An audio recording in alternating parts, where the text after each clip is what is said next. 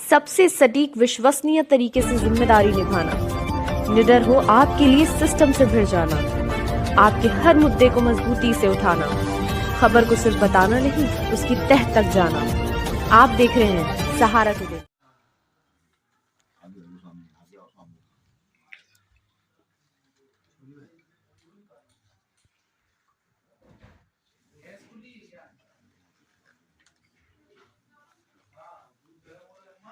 देखिए, all India गरीब Nawaz council ये ऐसी संस्था है जो राष्ट्रीय स्तर पर एक बहुत बड़ी मांग कर रही है और अपने कदम को पीछे नहीं हटा रही है।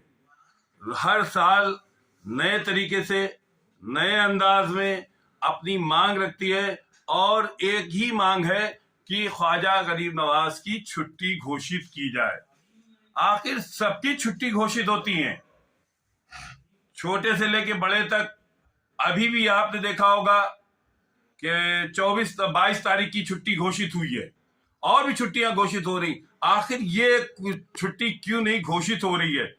और इसी को लेकर आज यहाँ पर प्रेस कॉन्फ्रेंस हुई है, जिसका मकसद ये है कि आखिर इतनी बड़ी हिंदुस्तान के अंदर ये जमात है, इतनी बड़ी कौम है, इसकी छुट्टी आखिर क्यों नहीं घोषित की जा रही है।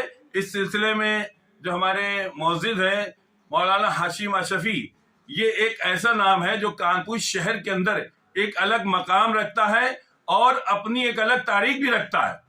बेबाकी में सबसे आगे हैं, बोलने में भी आगे हैं और अंदाज फिक्र में भी आगे हैं। आज हम उनसे बात करेंगे, वो पूरी डिटेल बताएंगे। ये बताइए कि आज किस लिए आपने प्रेस कॉन्फ्रेंस बुलाई है?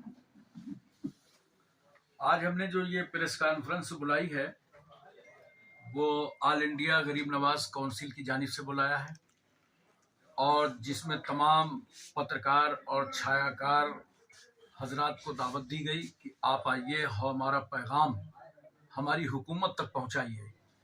प्रेस कॉन्फ्रेंस ही नहीं, गरीब नवाज काउंसिल के तहत तकरीबन हम 20 प्रोग्राम सनती शहर कानपुर में कर रहे हैं। उसमें से चादर रवानगी गरीब नवाज के आस्थाने के लिए जो रवाना की जा चुकी है। आज का प्रोग्राम है, प्रेस कॉन्फ्रेंस है और इंशाअल्लाह तबारक व तआला 15 तारीख को हम जिला मजिस्ट्रेट की मार्फत वजीर आजम हिंद को एक मेमोरेंडम पेश करेंगे, जिस मेमोरेंडम में और आज की प्रेस में और ये जितने हमारे साथ मस्जिदों के इमाम, उलमा, अइम्मा मौजूद हैं, ये सब हिंदुस्तान के वजीर आजम नरेंद्र मोदी साहब से पुरजोर मुतालबा करते हैं कि 6 रजबुल मुरज्जब जो उर्स गरीब नवाज की तारीख है, इसमें आप कौमी छुट्टी का, कौमी तातील का ऐलान करें।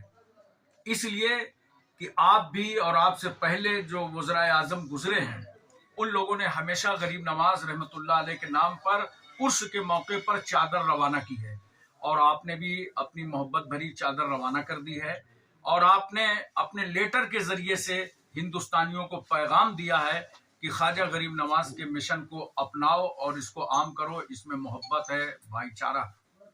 तो अब आपको भी इतनी मोहब्बत है हमारे वजीर आजम साहब को ख्वाजा गरीब नवाज से, और जब उनको मोहब्बत है और वो चादर भेज रहे हैं तो हम गुजारिश करेंगे एक बार मोहब्बत की चादर ये हो जाए कि गरीब नवाज के नाम पर 6 रजब की छुट्टी हो जाए। हम बार बार ये मुतालबा करते आए हैं और जब तक जिंदा रहेंगे तब तक करते रहेंगे इंशाअल्लाह। हमारे हौसलों को कोई खत्म नहीं कर सकता। हमारे मरने के बाद हमारी नस्लें करेंगी, हमारी औलादें करेंगी, हमारी कौमें करेंगी। और जिस दिन भारत के हिंदुओं, मुसलमानों, सिखों, ईसाइयों को सबको ये समझ में आ गया कि गरीब नवाज भारत की कितनी जरूरत है मोहब्बत के लिए, इंशाअल्लाह सब मुतालबा करेंगे और गरीब नवाज के नाम की छुट्टी भी होगी इंशाअल्लाह। इसलिए कि तमाम मज़ाहिब के रहनुमाओं के नाम छुट्टियां होती हैं, तो कम से कम गरीब नवाज का आस्थाना तो वो है जिसको एक मजहब के लोग नहीं बल्कि हर मसलक और मजहब के लोग ख्वाजा गरीब नवाज को मानते हैं। आप देखिए, पूरी दुनिया के लोगों को देख लीजिए, चाहे अमेरिका का राष्ट्रपति हो, इंडिया का हो, दीगर मकामात के हों, पड़ोसी ममालिक के हों, सभी गरीब नवाज के आस्थाने पर हाजिरी देते हैं, आते हैं, अकबर जैसे बादशाह ने हाजिरी दी है, घुटनों के बल हाजिरी दी है। तो जब सभी हाजिरी देते हैं और आते हैं, ख्वाजा साहब को मानते हैं और सबकी मन्नतें ख्वाजा के सदके में पूरी होती हैं, तो कम से कम एक छुट्टी हो जाए। तो हम चाहते ये हैं कि हमारे बच्चों को बताना न पड़े, जब सुबह स्कूल जाएं 6 रजब को तो उनको पता चले आज ख्वाजा डे है। हम चाहते हैं कि ख्वाजा गरीब नवाज रहमतुल्लाह अलैह की तालीम को नर्सरी से लेके यूनिवर्सिटी तक पढ़ाया जाए, और जब उनके नाम की छुट्टी होगी तभी पढ़ाया जाएगा, ख्वाजा साहब पढ़ाए जाएंगे। जब पढ़ाए जाएंगे तो इंशाअल्लाह हमारा भारत मोहब्बतों का भारत बनेगा और एक इनकलाब आएगा, अच्छी समझ लोगों में पैदा होगी और तमाम तरीके की फिरका परस्ती का खात्मा होगा और लोग मोहब्बतों को आगे बढ़ाएंगे। हम गरीब नवाज की बात इसलिए करते हैं हिंदुस्तान में कि ख्वाजा गरीब नवाज रहमतुल्लाह ताला अलैह की एक जाते गिरामी और उनकी शख्सियत ऐसी है कि उनका मिशन जितना आगे बढ़ाएंगे उतना ही भारत में हिंदू, मुस्लिम, सिख, ईसाई की एकता आम होगी और आपस में मोहब्बतें बढ़ेंगी। इसलिए कि ख्वाजा गरीब नवाज ने हर धर्म, हर मसलक, हर मजहब को प्यार दिया और प्यार देने के बाद उनके सामने फिर हिदायतों का चिराग जलाया, जिससे आज ये रोशनी फैली हुई। ये बताइए कि ये छुट्टी में देरी क्यों हो रही, क्या वजह है? क्या आपकी बात सुनी नहीं जा रही है या आपकी बात ज्यादा असर नहीं ली जा रहा है? क्या हो सकता है? अब भाई ये तो हुकूमत वक्त बताएगी कि किन लोगों का वो असर लेते हैं। हमारा काम जो है जनता का काम, हम तो जनता के लोगों में से हैं, उनका काम है कि अपना पैगाम भेजते रहना।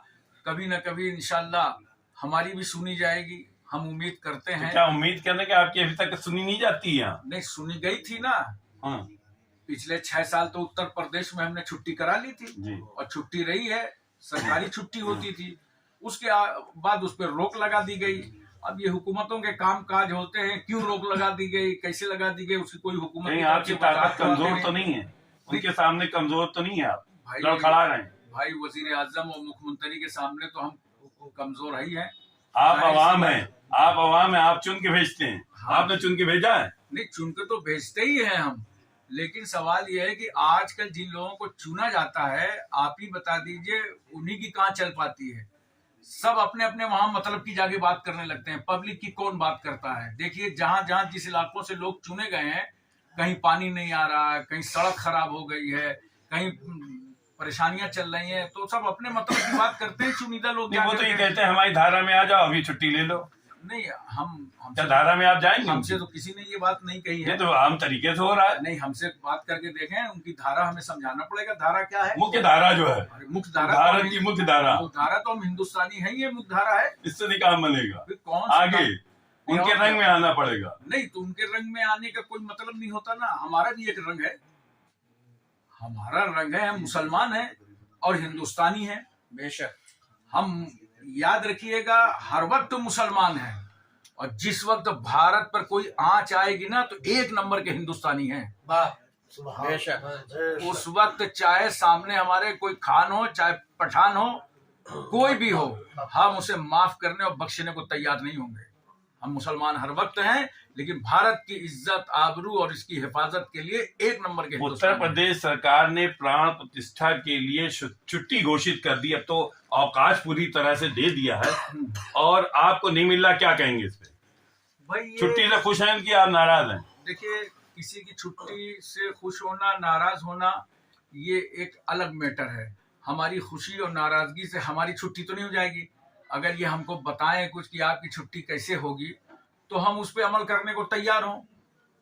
बाकी ये इनका अपना मैटर है, गवर्नमेंट का है। गवर्नमेंट लाइन एंड ऑर्डर देख रही होगी, कहाँ से छुट्टी करना अच्छा है, लोग ज्यादा भीड़ भाड़ लगाएंगे, कुछ मसला ना पैदा हो जाए, कहीं कोरोना ना फैल जाए ज्यादा भीड़ भाड़ होने से, तो अपना गवर्नमेंट छुट्टी कर रही है। वो गवर्नमेंट जाने वो क्यों कर रही है। अच्छा, ये बताइए कि अयोध्या में मस्जिद की तामीर, निर्माण हो रहा है, धन्नी में मस्जिद बनी, क्या आप बन जाएगी तो उसमें नमाज पढ़ने जाएंगे आप? मेरे भाई, अभी मस्जिद कहाँ है वहाँ? मैं तो देख करके आया हूँ उस इलाके से, लोगों ने दिखाया मुझे, ये जमीन है जो गवर्नमेंट ने दी है। नहीं, जैसे कल जो चल रहा है, नक्शा चल रहा है, पूरी अगर बन जाती, मान लीजिए साल 2 साल में, 4 साल में, तो क्या आप नमाज पढ़ने जाएंगे, उसको एक्सेप्ट करेंगे?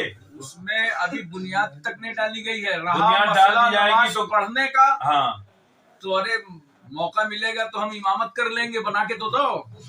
उस जगह को और आप क्या? एक्सेप्ट कर लेंगे? बिल्कुल कर लेंगे। कहीं भी एक मस्जिद तो बढ़ जाएगी, एक मस्जिद बढ़ जाएगी, एक लेकिन मस्जिद वो तो तो कह रहे हैं बढ़ कि जाएगी। सरकारी जमीन की दी हुई मस्जिद है, वो उसमें मानक में नहीं आती है। इस मुल्क में हम रहते हैं, हिंदुस्तान में, यहाँ बहुत सी जमीनें हैं जो गवर्नमेंट हमको देती है कि लीजिए इस पे आप इबादत कीजिए, इस पे मस्जिद बनाइए, मदरसा बनाइए।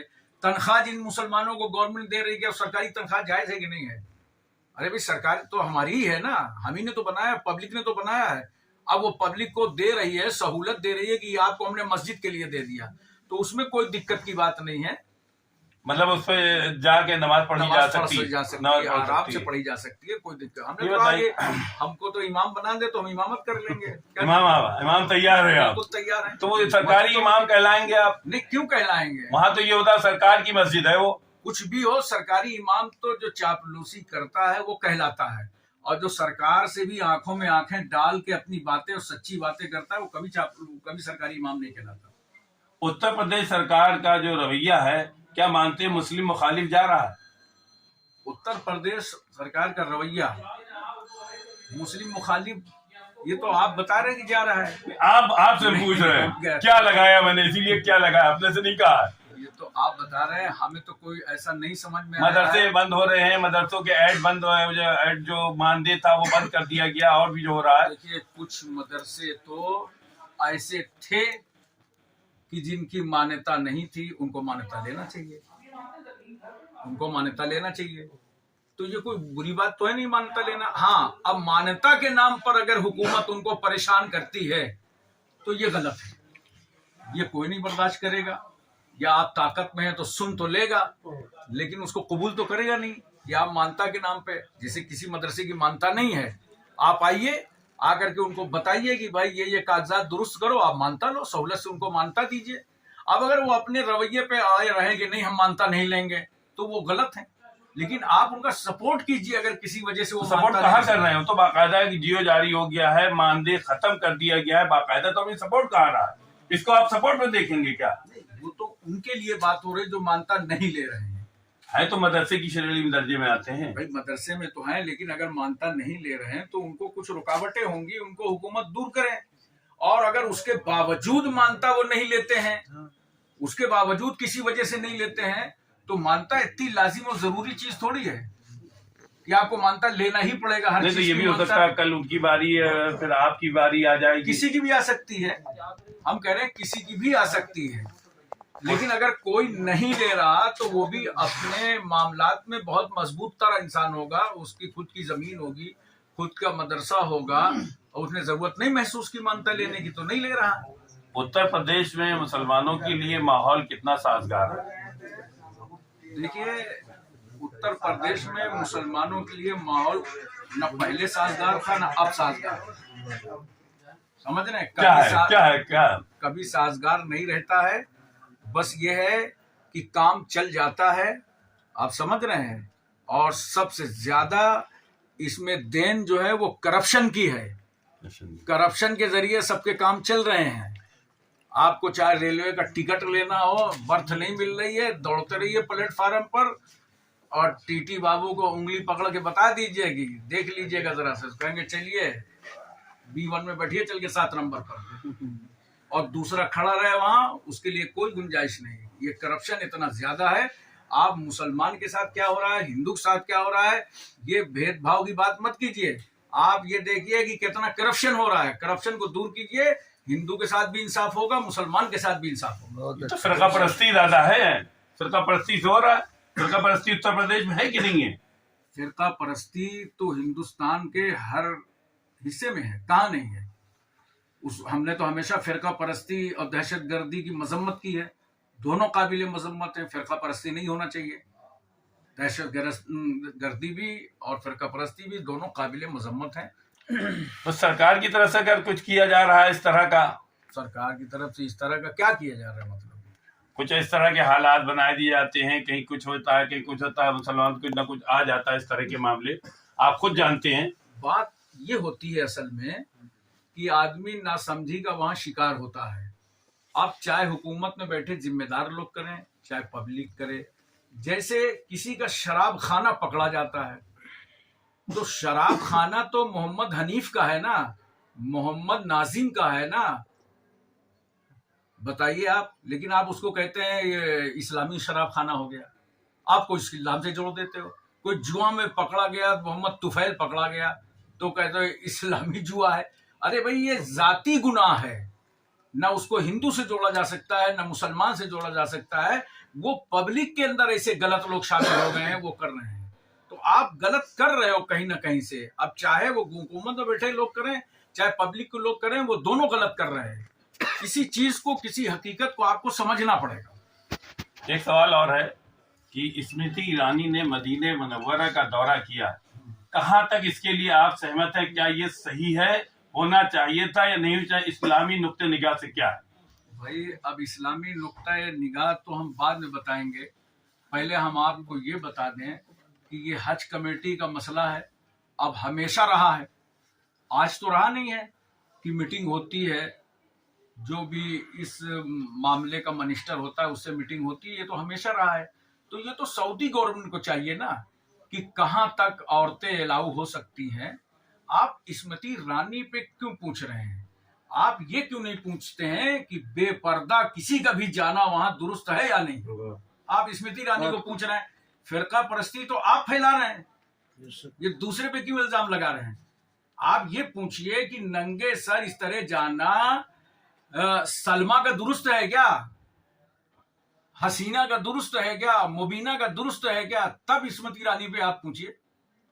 वो तो कोई भी इस तरह जाए, इसमें मामला तो क्या है? आम और खास का भी तो होता है। स्मृति ईरानी खास बन के गई हैं, सलमा आम बन के जाएगी, तो फर्क तो है। नहीं, कानून, इस्लामी कानून आप मुझसे पूछ रहे हैं कि सऊदिया का पूछ रहे हैं?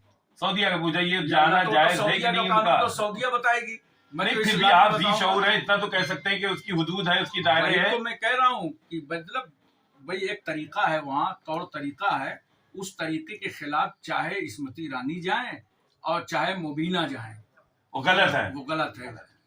जो भी जाए एक तरीका है उसका, उसी तरीके से सबको वहां जाना पड़ता है। लेकिन आप खाली स्मृति ईरानी को टारगेट करके पूछ रहे हैं तो हमारे मुल्क का माहौल और खराब होगा कि नहीं होगा? हम तो मुल्क का माहौल अच्छा करने के लिए बैठे हुए हैं कि मुल्क का माहौल अच्छा हो। आप मसला पूछिए, ये इनका बुलाना, इनका जाना, ये तो सऊदी गवर्नमेंट जाने। अच्छा, मुल्क के लिए एक पैगाम दे दीजिए। हाँ, अपने मुल्क के लिए पैगाम यही है कि मोहब्बत से दिलों को जीता जा सकता है, नफरतें खत्म करेंगे। और जितनी नफरत फैलेंगी, आज तो शायद कुछ लोगों को फायदा हो जाए नफरत फैलाकर, हमेशा नहीं होने वाला है। ये बहुत नुकसानदेह होगा आगे चलकर, ये नफरत बहुत नुकसान पहुंचाएगी। लिहाजा मोहब्बत से हमेशा फायदा हुआ है, हमेशा होगा। मोहब्बत ही से हमारा मुल्क तरक्की करेगा और मोहब्बत ही से हम कामयाब रहेंगे। हमें एक इंसान की हैसियत से हिंदू, मुसलमान, सिख, ईसाई जिस तरह रहते चले आए इस हिंदुस्तान में, उसी मोहब्बत के साथ हमें रहना चाहिए। मोहब्बत की बात बताएं, हम जिस घर में परवरिश पाए हैं, हमारे घर जमादारीन बिचारी आती थी, वो गंदगी उठाने, तो हमने एक बार उसको जमादारीन कह दिया था, तो हमारी वालदा मोहतरमा ने इतना डांटा था और कहा था बेटा चच्ची है। उस तारीख से हम चच्ची ही कहते थे। आप सोचिए, ये 40 साल 45 साल पहले की बात बता रहे हैं। जिस माहौल में हम लोग पाले गए हैं और परवरिश हुई है कि हमेशा आपस में मोहब्बत और प्यार के साथ रहते हैं और यहाँ तक पहुंचे हैं। तो नफरतें चाहे जिसकी तरफ से फैलाई जाए, चाहे जिसको थोड़े दिनों के लिए फायदा हो जाए, हमेशा का फायदा नहीं होगा, नफरतों से नुकसान ही होगा।